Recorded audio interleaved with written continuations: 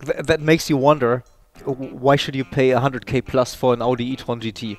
I think that's a fair It question. is so fast, it handles so well, Yeah, and it looks so good. Yes, of course you shouldn't compare it to a car twice the money, and interior is a little bit different. But the EV6 GT is a stunning product. I can really find no fault with it. You could say, okay, maybe you want nicer materials on top of the dashboard, etc. But hey, it's a Kia.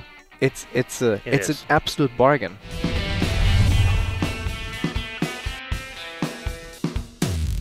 So let's start with EVs. Let's talk about some of the cars that are on offer. Really, I shouldn't say on offer, but cars that are in the running for World Electric Car of the Year. We have driven a couple of these cars over the last few days. We had our annual test fest. It's an annual event that we've done for almost 10 years now.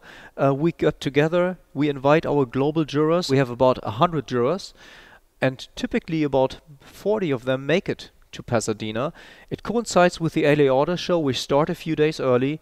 We have the West End in Pasadena as a hub, and it's really convenient because it's basically at the bottom of the Angeles Crest Highway. So one of the huge things for every segment, the car has to be sold, I believe, in 3 markets.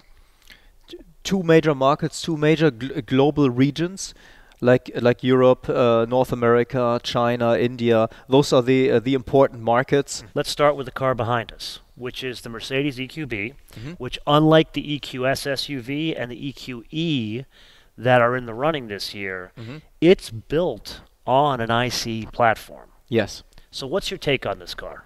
The first generation of electric cars by Mercedes-Benz, I don't want to say it was a quick solution, but it was easy for them to put the cars on existing platforms. That makes it easy to compare it to the GLB.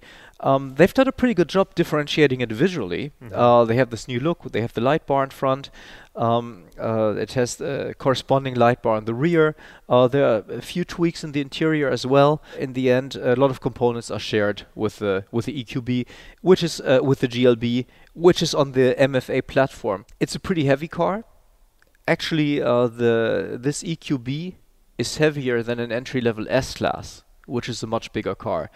And you kind of feel the heft when you're driving it on the road. I'd love your take on the EQE and the EQS SUV. The EQE is the mid-size sedan. It's basically the electric equivalent to the E-Class, but it's on an entirely new platform, which is, by the way, shared or has a lot of commonality with the EQS models. There's the EQS and the EQS SUV, a car with a very different body, but on the same platform. So those cars are a lot more modern. Or they have many distinctive features. What is stunning in the EQE, I think, is the interior. The user interface is modern. The regular dash is already, characterized by huge glass screen, center screen, and I found it to be rather dynamic on the road. You get a variety of powertrains. And then the EQS SUV.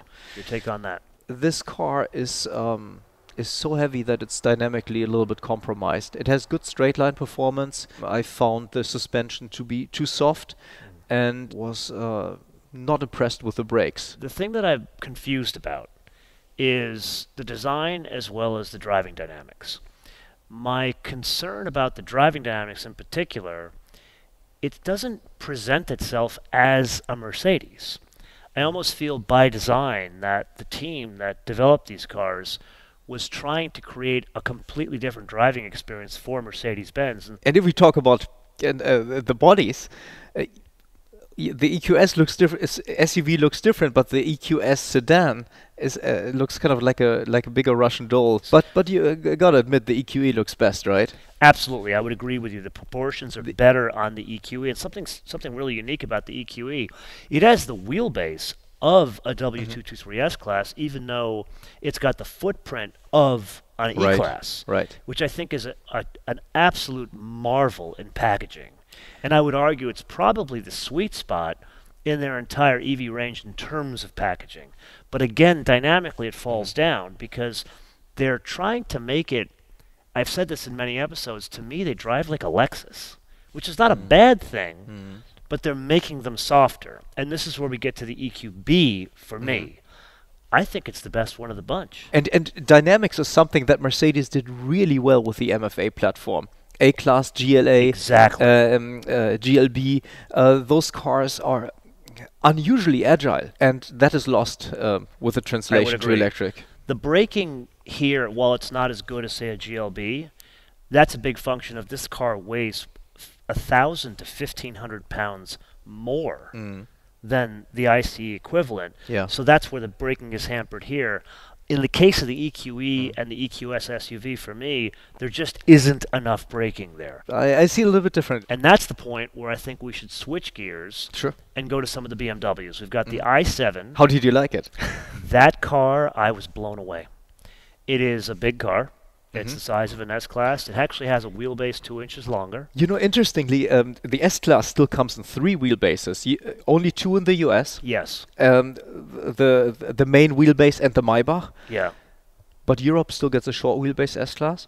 BMW only does 1 wheelbase, and it's huge. This car, in terms of size, it's actually a little bit bigger than the long wheelbase S-Class, but it's closer to that than to the Maybach.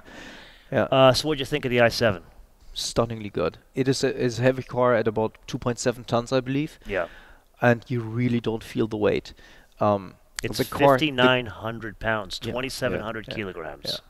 The car feels smaller on the road than it is. It feels a lot lighter.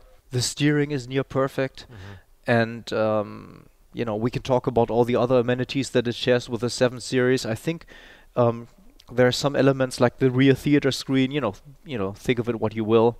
I wouldn't order it because I like to drive myself. It has a lot of features.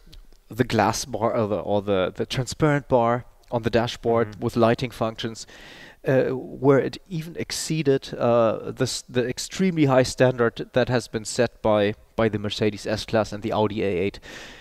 Now, But isn't the Audi A8, isn't that like the also ran in this segment?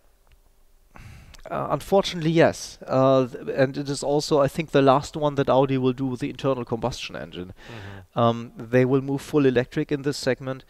And, you know, Audi had the new A8 is a fun, it's just gotten an extensive facelift. It's a great car to drive.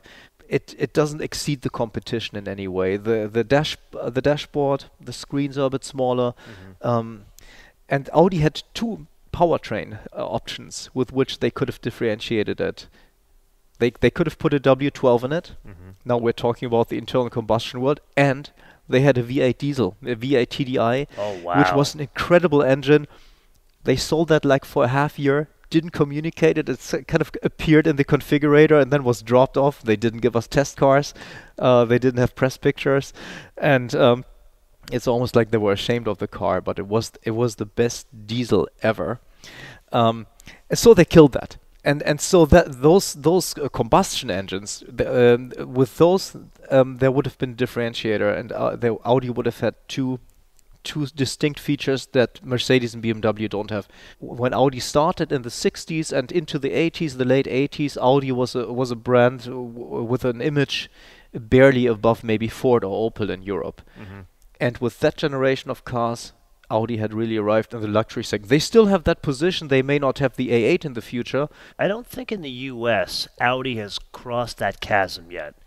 Where in the A4 segment they have. Okay. When people think of a 3 Series, they think of a C-Class. They do not skip a beat and like, yeah, I'm going to look at the Audi. But when someone is thinking 7 or S, I don't think they cross-shop an Audi. It's kind of like an also-ran in terms of its back of mind. And maybe the person who really is comparing feature to feature, they might go look at the Audi, but I don't think it would be something that they would ultimately pull the trigger on, and that's why you don't see many of them here. You know, for a while, Audi was also by far the sportiest entry in the class. Yes, it was. Especially with the second-gen A8. D3, D1 was the Audi 100-based V8. So when the D3 came, that coincided with the Bengel Van Hooydonk BMW E65 7 Series. Hated that design. Audi It's an interesting design. Um, That's not necessarily a good thing, Jens. but doesn't the new 7 Series look interesting too? It does look interesting, but I would say in a more positive way. I just put Yeah. out the episode for the 760 to my Hmm. audience, and there are many comments that they just don't like the design. I think the biggest comment was, "It's a face only a mother can love." I don't think it's a bad face. It's appropriate for a car. But Yes. once I saw it in person, I'm like, actually, that's a really good looking car, which brings us back to the i7. And I'm going to give you my feedback on this one. I am blown away by that car dynamically. Hmm. That car dynamically, I think, runs circles around the EQS dynamically. Oh yeah, absolutely, and not just around the EQS SUV, but also around around the regular EQS. And there's more. The i7 shares the body, shares the features with the regular 7 Series. Yeah. And what happens with Mercedes is that the EQS is lacking a few features that the S-Class has. One example for that is the three-dimensional instrument cluster. You can only get that in the S-Class, you cannot get that in the EQS. And also, yes, the EQS is extremely spacious, but the S-Class has yet another wheelbase, the Maybach, and there's nothing with, there's no EQS with that kind of a rear compartment. And I have to say, even in the gasoline between, again, this is not a contender this year. Hmm. It was the contender in winter last year, W223 S-Class. Dynamically, I think the 760 is better. Yeah, I agree. The S-Class has other advantages over the 7 Series. For instance, the 10-degree rear-wheel steering. Amazing. Nobody else has that. So let's jump around here and let's go to something we didn't drive on that drive, the Lexus RZ, which is the electrified RX. It's not technically an RX. It's not built on the same platform. It's Same built on size. the BZ4X platform. How is it? It's very disappointing. Really? Yeah, especially when you consider, we'll get to some of this other stuff, but last year's World Car of the Year was the Ioniq 5.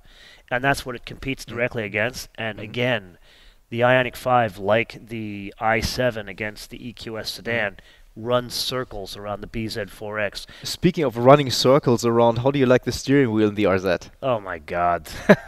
Okay, it's funny that we're sitting here in my hangar. As a guy who has 3 racing licenses and flies airplanes, it's totally unsafe.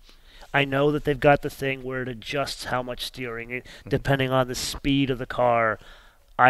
You will see there will be many accidents of people driving those things. I doubt. We'll see. Okay, so let's bounce around some more. Let's go to the Cadillac Lyriq. Have you driven that? No, I haven't, unfortunately. I wish it had been here. So I had the opportunity to sit with the chief engineer of that car, who is the baddest ass woman you have ever met.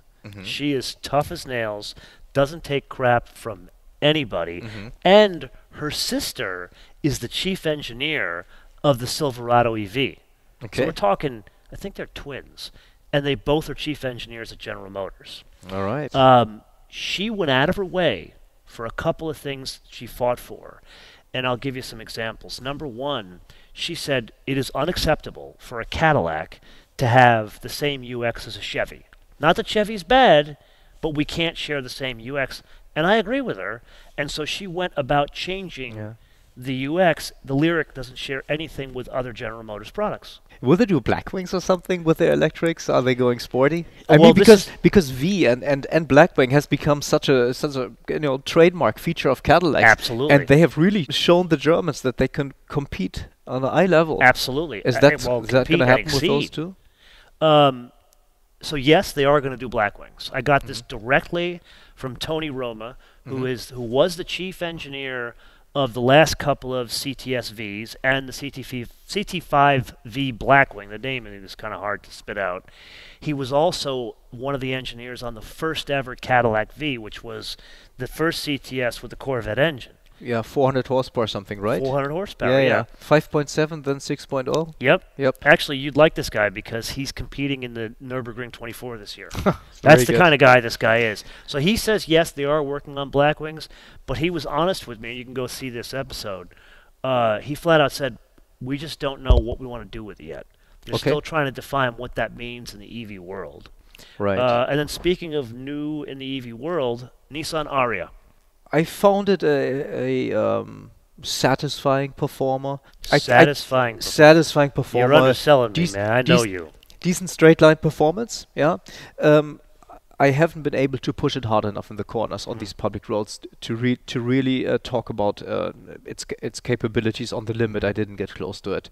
Um, I like Nissan's current styling approach. What I really like about the car is the innovative interior, like this, simulated wood strip that's backlighted With the controls, that was with the beautiful. touch controls. That's an idea that's been floating around for a long time, and a brand like Cadillac could have had that on the market too. I know they've Yeah. been working on stuff like that, but now Nissan beat everyone to it. Yeah. And props to them. It looks good. It's a cool feature. So I've got some strong feelings on the Nissan. I've got some Okay. positive, got some negative, and I do have to give you I have to disclose. I have a bit of bias on Nissan because a good friend of mine is the chief designer there, Alfonso Albaiz. Mhm. Great guy Mhm. and a talented designer. He actually was one of the folks working on the Z32 back in the day. It was one of the first things he worked on when he started at Nissan right out of Art Center. Anyway, I think they did a beautiful job of the design of that car. It Yes. is an exquisite design. Mhm. I think they're one of the best in taking advantage of the benefits of EV for the platform. Now, you and I are not going to get into the politics of EV in this episode. We can discuss We that in definitely do another that episode. another time. Yeah. But they take advantage of the promise that you can have more space with an EV in basically something the footprint of a Rogue, and that car has the packaging space of an S-Class, which is incredible. I think the design is stunning. I think the interior, some of the tactile feel on the inside. Like, did you feel the steering wheel, the leather on the steering wheel? Unusually good. However, two major problems. Problem number one. Let's go back to the Ioniq 5, which was the World Car of the Year last year. And my audience knows that I love that car. I've said many times it is the best EV on the market today, full stop, period. And I don't like practical vehicles. I don't like crossovers. Better than the EV6? Better than the EV6. I just don't. I think it's like which do you like better? Do you like the look of the EV6? Do you like the look of the Ioniq 5? I like the look of the Ioniq 5. The EV6, in terms of dynamically, it drives like an Audi, where the Ioniq 5 drives like a Lexus. For me, the Ioniq 5 is a little bit too soft, but of course they'll totally fix that with the upcoming N version. They go totally the other direction. It'll be sportier than the EV6 GT. Now we're going to get to this. Yeah. I'm saving that but bucket let's after get back to Nissan, yeah. So the Nissan, dynamically, and we were given the front-wheel drive car, dynamically, nowhere near even the front-wheel drive Ioniq 5. Which leads me to the second problem I have, and this is the bigger problem. Wildly overpriced. The one you and I had, front-wheel drive, granted it was some special edition, but still $58,000 US. Even the most basic front-wheel drive will be $48,000 US. You're talking all-wheel drive in an Ioniq 5 for that kind of money. In Europe, it's relatively competitively priced. That's a steep price. Just It's a over very just over steep 40, price. I believe. Yeah, that's a lot because doesn't the Hyundai Ioniq 5 begin under 40 or just over 40? So they've got a $39,000 230-mile range car, and then the all-wheel drive, which is 280 miles of range with the bigger wheels. That one's $52,000. And if I'm talking 58 for the Nissan, and I love Alfonso, I don't love him enough to pay extra for a car that doesn't drive as well. Minor detail. Didn't you find that interior mirror a bit strange? Like super square? It was like very rectangular? Square. I would agree. I'm like, is this a prototype? It was very. I don't know if we got a prototype. I think that was I think it's the real deal. I just found that curious. So didn't bother me, but it it caught doesn't my bother eye. me, but it's one of those things that stands out. But there were some lovely tactile details on the inside, so I was very disappointed with the Ariya. And then let's go into the Genesis G80 Electrified. That's not quite on the level of the very latest Genesis models, although it's still pretty fresh. But I liked it in any respect. It's a relatively soft car. It's a very powerful car. It's not one to hustle through the corners. Love the looks of the car. I really love the design that Genesis has been putting out there. The two strips, front and rear. The attention to detail in the interior, things like this full metal coat hook that you have behind you, yeah. just like little details, they get everything right. Which brings us to the last group of cars we have to talk about. Also in the Hyundai Kia group, you've got the Kia Niro EV. Yeah, we haven't talked about the G90 yet. Oh, that's going to be in the other episode. Okay, good. We'll save that because I have good things to say about that too. Oh, we have good. Well, I have good and bad things to say about that car, but Genesis as a whole, I'll give you this part. Genesis as a whole, I think, is killing it. For the past couple of years, they've had no missteps at all. I think their design's on point, their engineering is on point, and with Albert Bierman that came, and now he's sadly retired, he brought the driving dynamics to a better level. And that was, I think, the Achilles heel of the Hyundai group cars for a long time before he came along. He did to Hyundai Kia what Peter Schreier did to Hyundai Kia in terms of design. I think the two of them were like bookends. And Donker Volker, of course, for the last couple of years. Let's first talk about the Kia Niro EV, because it's not the same platform as the other two. What do you think? Actually, you're driving a Niro right now. Interesting variety of powertrains there.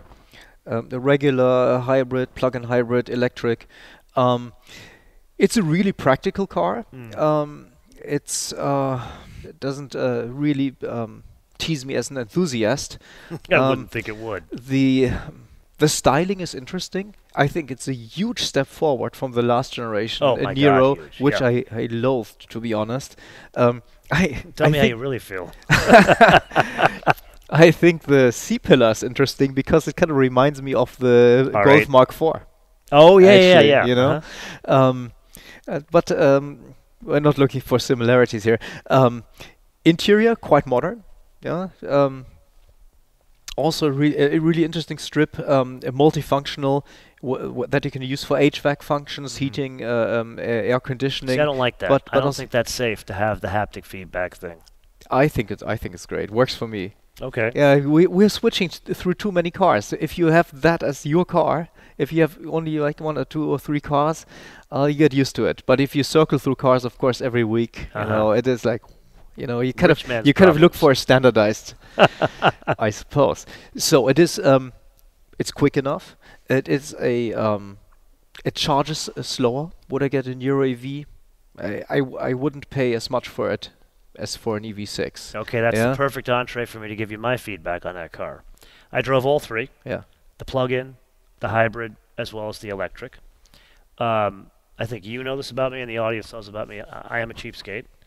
At $28,000 US for the hybrid, it's very well equipped, and I think it is a good value. It's spacious. Good, very front and rear, good size car. I think it's a good alternative from the Prius that people who don't like a Prius. Well, that's changing. But we saw it at the show. I mean, I couldn't believe it. Did you see Ralph Gilles, chief designer of Stellantis, put on his Instagram? He congratulated Toyota, saying how beautiful the car is. People were like, "Is this an April Fool's joke?" And they looked at the car like, "No, it's a beautiful car." Anyway, Kia Niro EV, a Kia Niro EV. Is it Niro or Niro? Oh, whichever way you want to go. I've heard both in the company. I've heard Niro from the folks I spoke to. But okay, pronunciation of Korean cars is a science in itself, right? It's always a debate in the comments about that. Is it Sportage or Sportage or Sportage? I've never heard Sportage. That's kind of like that's saying... what they say in the UK. That's kind of like saying, do you go to Target or Target? Oh, no, that's a joke. So the Kia Niro EV, so the hybrid I think is a great value. Plug-in hybrid, you're talking a lot of money. When you get into the Kia Niro EV, I guessed the price before they gave it to us when I shot the episode. At $40 for the basic one, $45 for the one I drove, which was the fancy one, and I was spot on. Way too much money. And I'll tell you why. Because the EV6, the basic one, you can get it for 40 grand. Although they're taking that that one off the market. So the cheapest Kia EV6 will be $45,000. And to me, for $45,000 US, I would rather have the cheap seats in the better neighborhood than have the fancy house in the crappy neighborhood. I like them both. They both have their place. The Niro is really compact. Yeah. And, you know, it's a taller car. You want the EV6. Okay. Clearly the fascinating car. Clearly the way forward. I would agree. And the execution is incredible. Yeah, I mean, it charges at least twice as fast as the even more, yeah. Oh, way more, yeah. Than the Neuro EV, and yeah, yeah. Which brings us to the Ioniq 6, Kia EV6 GT, and the Genesis GV60. Same platform, yeah. Mm-hmm. Three vastly different cars, different wheelbases too. Mm-hmm. Only slight variations there. I know, I can't say which one I like more. They are all distinct, and they're all fascinating in their own way. And they all have so much character. Couple of things. Number one, you and I both got to drive the EV6 GT, which Yeah, the headline is 586 horsepower in Yeah. a good-looking car, Yeah. which is a crossover. Yes, it's exactly what you expect it to be. It's fast. But the thing that blew me away about it, the fact that they finally put the adjustable dampers in it, Mhm. cleaned up all the composure issues that we experienced in the EV6 as well as the Ioniq 5. So now that I've got that knowledge from the EV6 GT, I'm really excited for the Ioniq 5N because they're going to do the same thing there. Yeah. Except harder, more aggressive. I would love more Yeah, aggressive. yeah, yeah. So it is going to be more aggressive? Yes. And this is the man that knows because he's got the I'm just inside guessing. track. I'm just guessing. You're just guessing. This guy, you have no idea the kind of access this guy gets. That makes you wonder, why should you pay 100K plus for an Audi e-tron GT? I think that's a fair question. It is so fast, it handles so well, Yeah. and it looks so good. Yes, of course, you shouldn't compare it to a car twice the money, and interior is a little bit different, but the EV6 GT is a stunning product. I can really find no fault with it. You could say, okay, maybe you want nicer materials on top of the dashboard, etc. But hey, it's a Kia. It's an absolute bargain. So let's pivot. Go to the GV60. Yeah, super luxurious little. It's a really precious little car.